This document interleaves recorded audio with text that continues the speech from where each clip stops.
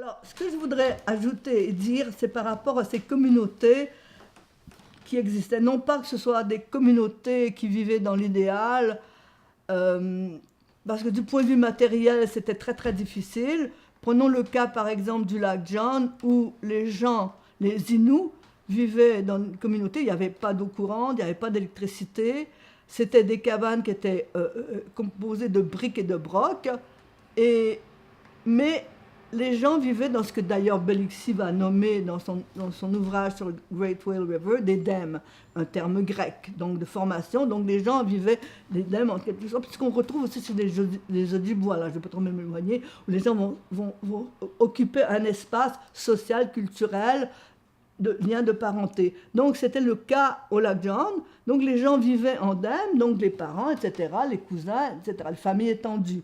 Donc les gens vivaient de façon dramatique matériellement, mais du point de vue culturel, il n'y avait aucun problème, parce qu'on allait, moi je suis allée d'ailleurs avec les Saintonge, je suis allée avec les volants aussi, on est allé à la pêche, à la chasse, on allait dans la taïga, on y vivait, on dirigeait des campements, comme les gens le font encore aujourd'hui, mais c'était une façon qui était extraordinaire de vivre. Et c'est plus tard quand le gouvernement, toujours le ministère des Affaires indiennes du Nord canadien, va construire Matemekouche sur les bords d'un lac à Shefferville, qui était dans les limites municipales de la ville de Shefferville, un lac qui était déjà très pollué par les égouts, etc., qu'on va construire ce Matemekouche comme des sortes d'appartements, comme des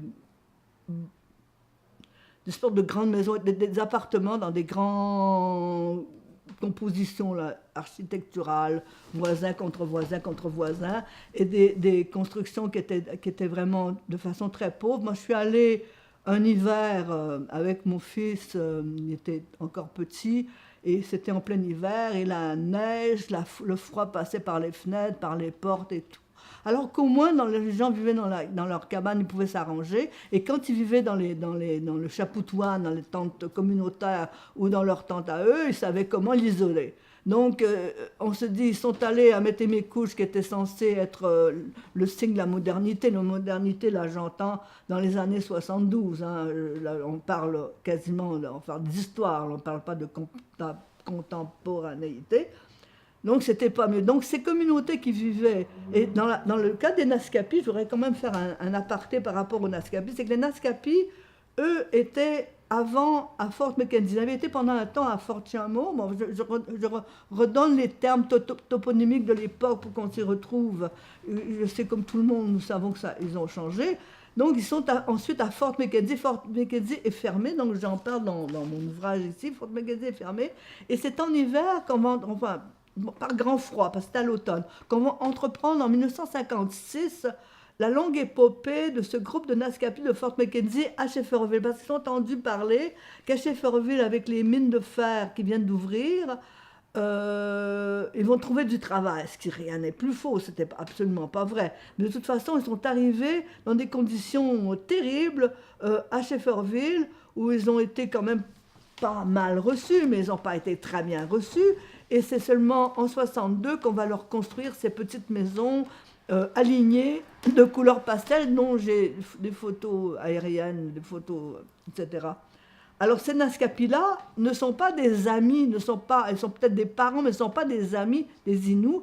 Et ce que je disais tout à l'heure, le gouvernement ne voulait pas construire, donc avant 72, de maisons aux Inuits, prétendant qu'ils venaient de Maliotenam ou Achat ou d'autres régions.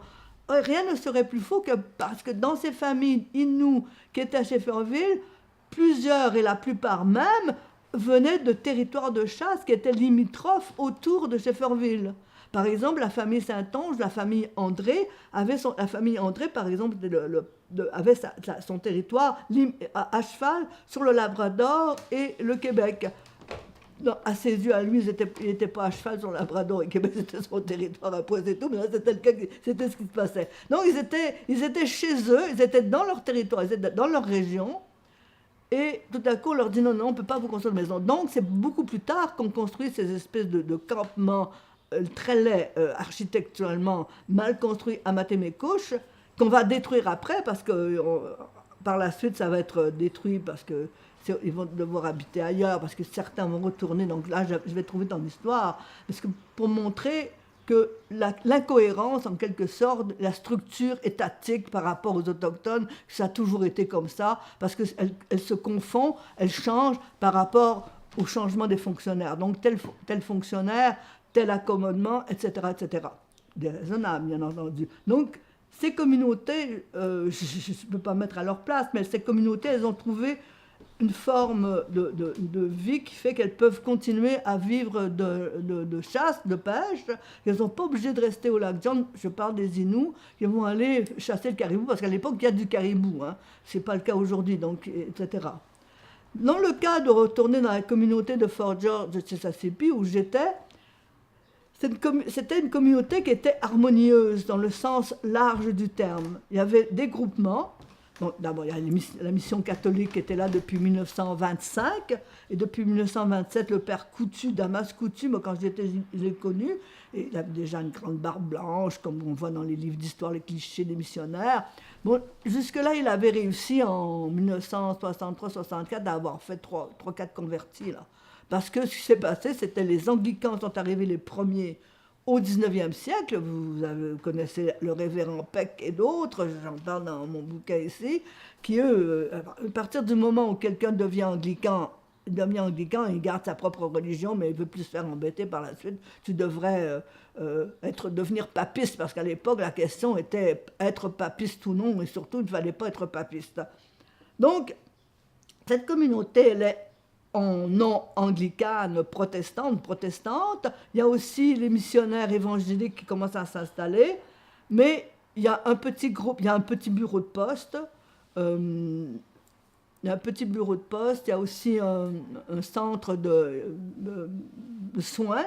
Il y a un hôpital qui est géré par les Sœurs Grises, parce que dans la mission catholique, c'est une grosse mission catholique où on emploie des gens à la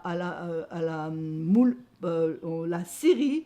Il y a aussi à un moment donné, il y a eu même des animaux. Ça faisait longtemps qu'on avait des animaux. Même au 19e siècle, la compagnie avait du sang, avait des animaux. On faisait venir des chevaux, bien sûr, pour porter des charges. Mais il y avait aussi, à la mission de Fort-Georges, il y avait des animaux dans une énorme truie. Mais malheureusement, elle n'a pas survécu parce qu'une nuit, il y a des qui sont allés manger des morceaux de jambon. On fait une histoire horrible de la pauvre truie, mais on essayait de créer en quelque sorte une ferme, pas modèle, mais une petite ferme. Et on faisait aussi pousser, il y avait un jardin, potager, etc. Et dans tout ça, c'est les communautés des Blancs, euro-canadiennes. Dans tout ça, il y a du côté des Cris, qu'on appelle les Cris de la côte, donc ceux qui allaient soit du côté sud ou sur la côte jusqu'au Cap Jones, qu'on appelle aujourd'hui la Pointe Louis XIV. Ça, c'est encore parce que la nouvelle toponymie du Québec, elle est très intéressante, hein, parce que c'est un géographe, Henri Dorion, qui a fait ça. Mais à l'époque, on commençait à donner des noms qui toutefois n'avaient pas toujours nécessairement du sens. En tout cas, cette communauté des Cris qui vont vers le nord, donc ce sont les côtiers.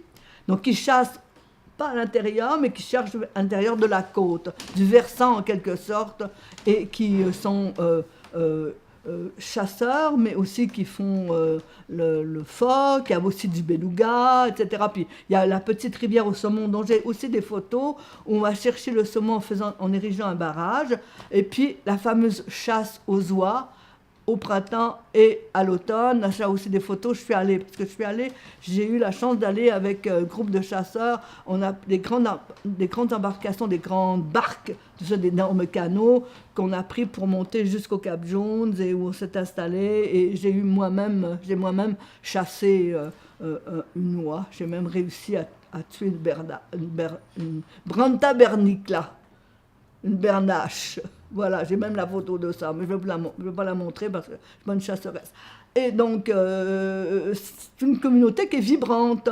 Et puis, il y a les Indiens intérieurs, donc les Noshémi, Mopicou, il faudrait que je retrouve le nom, Noshémi. En tout cas, ceux de l'intérieur, eux, ont leur territoire de chasse, certains très loin jusqu'au lac Bienville. Et là, je suis aussi allée grâce à un pilote de chasse qui approvisionnait un hiver, parce que l'hiver, il y a parfois des pilotes de brousse qui vont approvisionner les familles de chasseurs qui sont dans les territoires de l'intérieur. Donc il y a cette harmonie qui fait que les Indiens de l'intérieur vont vers l'intérieur, dans les territoires, dans leurs territoires de chasse, et ceux de la côte ont aussi des territoires, mais qui sont de façon économique, de pensée, de structures différentes. Et le groupe d'Inuit, les groupes d'Inuit qui est tout petit, mais qui est à l'origine de l'arrivée des Inuits en 1855. Il faut que je retrouve, je l'ai écrit ça, l'arrivée des Inuits à Fort-Georges, parce qu'il fallait à ce moment-là ouvrir le commerce avec les Inuits de la baie d'Hudson. Et donc les premiers Inuits, certains vont rester regroupés à Fort-Georges. Et il faut dire aussi qu'il y avait ceux qui étaient à Cape Hope, puis à Bear Island, il y avait aussi des Inuits qui étaient descendus plus au sud. Mais ça vont être aussi renvoyés plus au nord par l'entremise des affaires indiennes du nord canadien. Donc ce sont des communautés où il y a une organisation, une sorte de formalité, une assise qui fait que les gens savent ce qu'ils ont à faire, soit la chasse, en hiver on va chasser l'ours, il y avait à l'époque, alors qu'à Shefferville il y avait du caribou, du côté de Fort-Georges à l'époque, dans les années 60, il n'y avait pas de caribou, les derniers caribous on les trouvait au lac Bienville. Il y avait eu des problèmes, des incendies, il y avait eu des maladies épizooties, ce qui faisait qu'il n'y en avait pas autour. Et évidemment, il n'y avait pas d'autres animaux qui étaient beaucoup plus au sud, comme il n'y avait pas de wapitis, les wapitis ils n'étaient pas là, puis les alches, comment on dit ça, alches. Bon, Cervus canadensis c'est wapiti, alches c'est orignal, et rendifère caribou, c'est ça. Donc il n'y avait pas d'orignaux, ils ont commencé à venir plus tard, mais il n'y en avait pas à l'époque, il y avait des cris, je connaissais des cris qui n'avaient jamais vu d'orignal de leur vie. Donc il y avait ce problème-là à côté, mais il n'y avait pas d'alcool.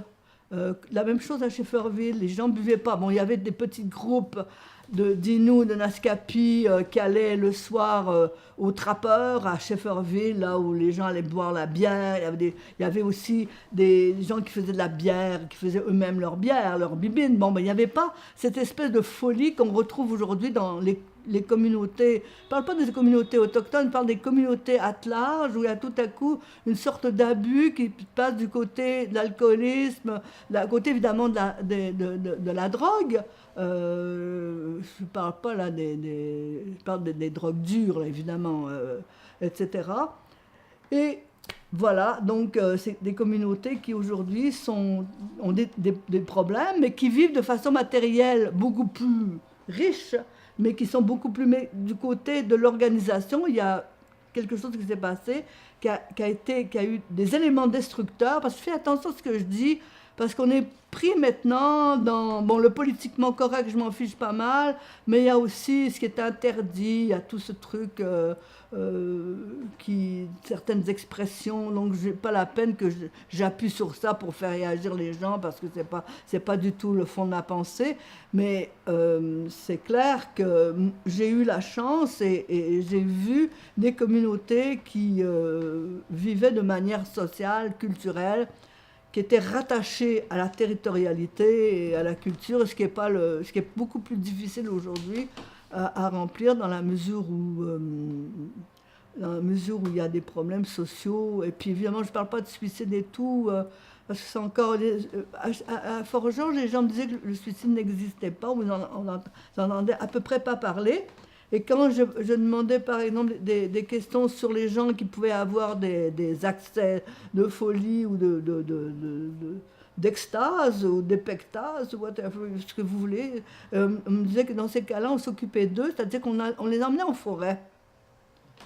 Un peu comme quelqu'un ici va aller dans un monastère, au lieu d'aller à l'asile, on l'amenait en forêt pour qu'il se calme un peu. Alors, dans certains cas, des gens pouvaient être vraiment malades. Là, il fallait faire intervenir des soins appropriés qui venaient des Blancs. Mais on m'avait raconté l'histoire d'un agent des affaires indiennes qui était, de Val-d'Or en Abitibi, et qui était allé pour ça, mais il était allé à Great Whale, il était allé à Grande Baleine, et les cris étaient absolument horrifiés, parce que ce monsieur avait attrapé ce monsieur malade avec un filet. Il avait été ramené à Val d'Or dans un filet. Et ce que j'avance, c'est-à-dire pour le faire prisonnier, parce il avait un accès. Mais disons que pour que les Indiens me racontent cette histoire, pour que les autochtones me racontent cette histoire, c'est qu'ils avaient été extrêmement scandalisés, indignés, dans la mesure où ils essayaient de régler leurs problèmes. Tout à coup, quelqu'un vient de l'extérieur, lui va régler le problème. C'est une histoire authentique parce que je sais de qui il s'agit. Et puis aussi, j'avais à l'époque une sœur qui habitait Val d'Or, donc j'étais son mari. En tout cas, donc je suis assez bien placée pour pouvoir l'affirmer sans donner de nom. Mais disons qu'il y avait une sorte de gouffre entre ce que les gens voulaient et ce que les gens de l'extérieur voulaient. Et à ce moment-là, il y avait un antagonisme qui se créait. Mais à l'époque, je ne veux pas parler d'époque, il ne s'agit pas d'une époque de gens d'harmonie pure, là, on n'est pas du tout là-dedans, mais d'une époque où les gens avaient leur destin en main. Bien entendu, il y avait des problèmes économiques, etc., mais il n'y avait pas ces problèmes sociaux qui créaient extrêmement d'émoi aujourd'hui par rapport à l'alcool, par rapport aux drogues, et le fait même aussi que quand des femmes se mettent à boire ou à prendre de la drogue, il y a un changement dans la famille total, parce que ce sont les femmes qui sont vraiment les socles les plus importants. Mais je dois dire aussi qu'il y a un retour des choses, parce que je connais des Inuits à Maniotenam et à Ouachat, ce que je considère aussi comme des amis, comme presque des parents, qui œuvrent énormément dans le champ, pas du retour, dans le champ de l'enseignement, comment vivre en forêt, comment faire des outils, les techniques, etc. Alors il y a pas du tout de, faut pas surtout quand on est de l'extérieur comme moi, poser de jugement, mais montrer qu'il y a une évolution des choses et que les gens concernés sont tout à fait au courant.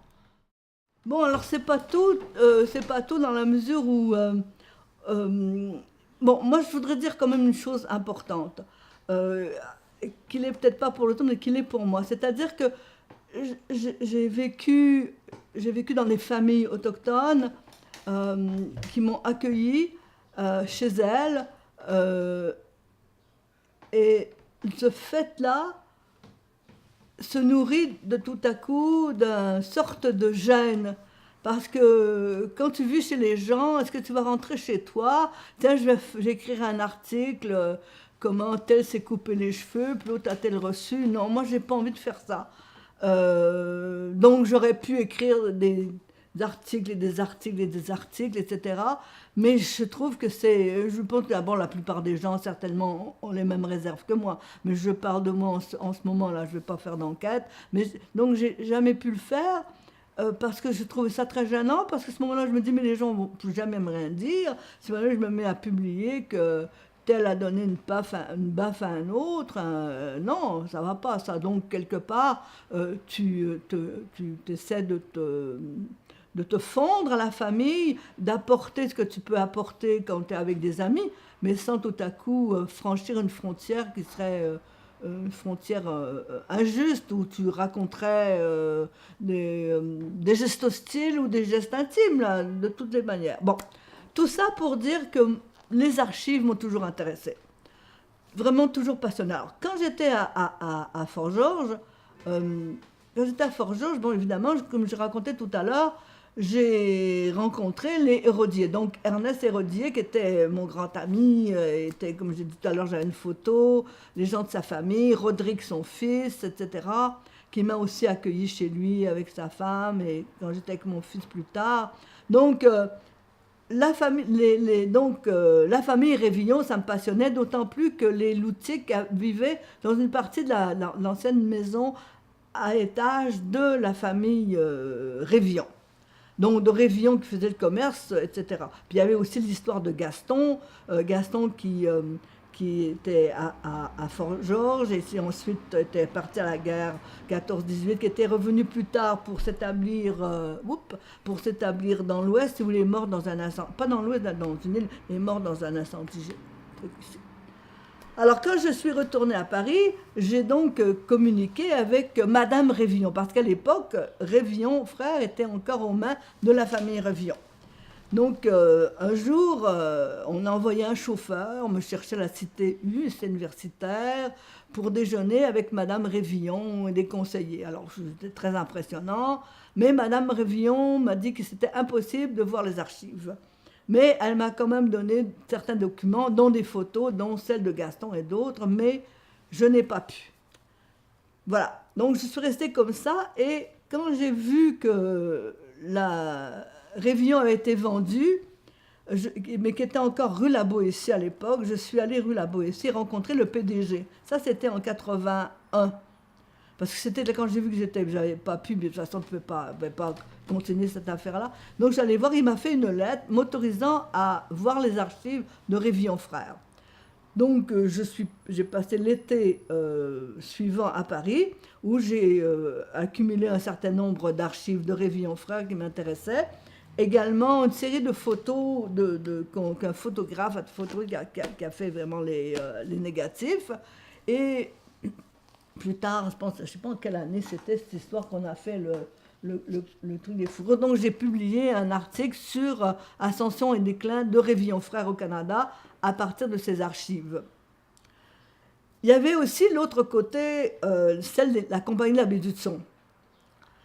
Et je disais tout à l'heure, je suis allée à Londres, et parce qu'à l'époque, c'était pas encore à Winnipeg, ou alors ça allait être à Winnipeg dans très peu d'années, mais c'est pas comme aujourd'hui où tu peux aller sur Internet pour communiquer ou demander ou voir, et également d'avoir les copies aux archives publiques du Canada à Ottawa, ou aller carrément à Winnipeg. Voilà. Je suis allée donc à Londres, mais à Londres, on pouvait voir qu'une forme réservée des archives.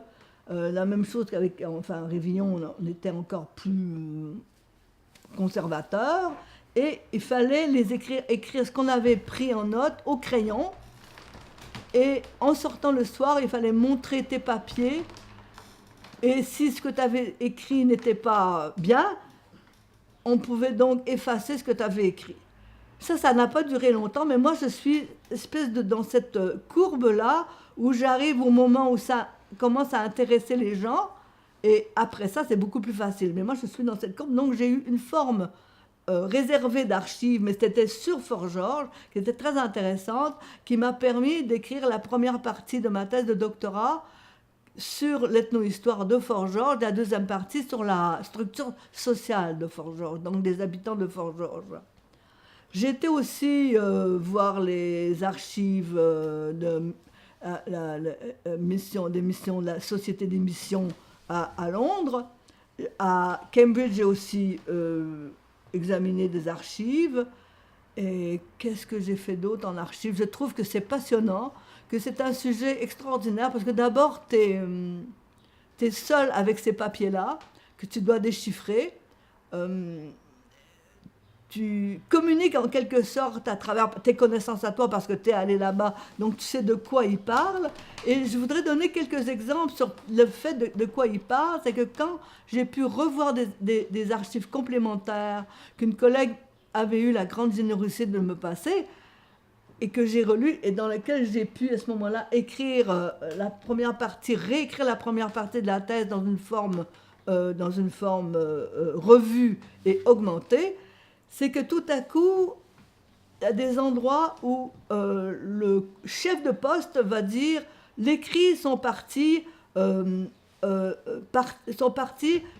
pêcher au petit lac au saumon, Little Salmon River, petite rivière au saumon ». Je me dis « ah oui, mais moi je le sais, je suis allée là-bas, j'ai été là-bas, j'ai donc des photos de cet endroit-là ».